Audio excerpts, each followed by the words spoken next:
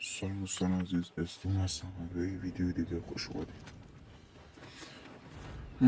سلاطین ستون ها و اشیای ما قرار تو این ویدیو بدونیم که چجوری بتل پس رو سریع ببرید بالا برای اونا که بتل پس میزنن.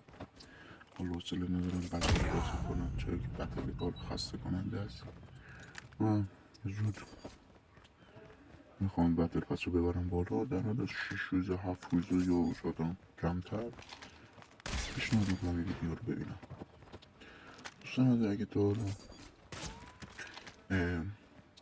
دوستان کامنت دارم که اول ویدیو دیدید ممنونم ازشون که کامنت گذاشتن و ممنونشم سابسکرایب کنید، لایک کنید، سابسکرایب هست این بودو فراموش نشه.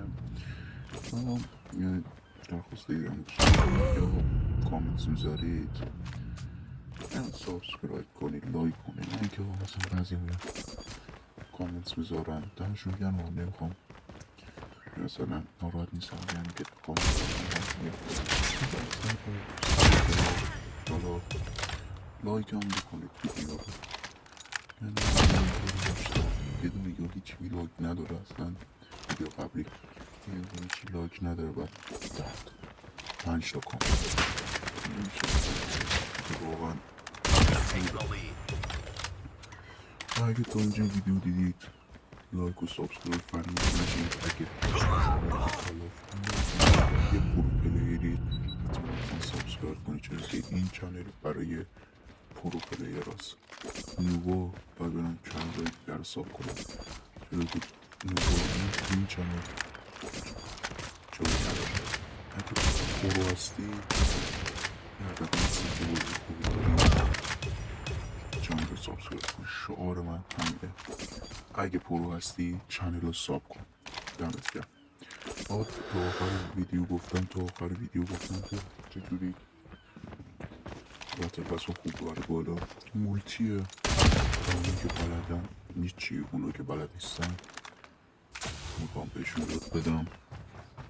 حتما من تا آخر ویدیو نگاه کنم. ما اینجا لف میده یارو دیگه بازی نتونست تا آخر بازی نکرد و وسط بازی لف داد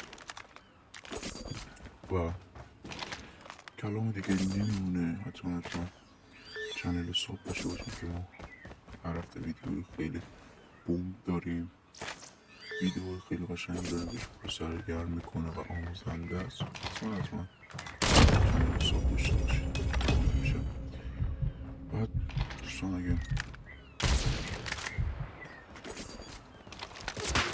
دوستان 16 یا 15 روزی پس جدید ببینیم چه بتل پسی اگه شاید ویدیو بتل پس که چیه رو براتون داخل چنل قرار بدم. حتما ببینید.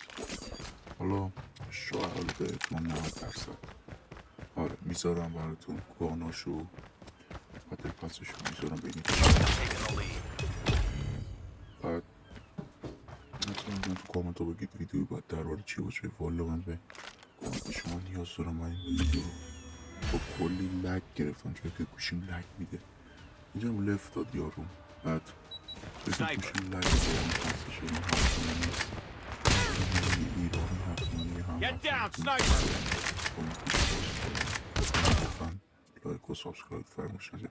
آقا اینجا شما مچه هارد پوینت میذارید بعد میای شیپمنت رو انتخاب میکنید و بازی میکنید. حالا هر مچی که قاضی شیپمنت بهترینه اگه زود MVP بشید اینا بهتر و شیپمنت رو انتخاب میکنید و این هم نمونهش که 13960 تا بتل پس میره بالا و بیشتر هم شاید میره. دوستان تا ویدیوی بعد خدا نگهدار.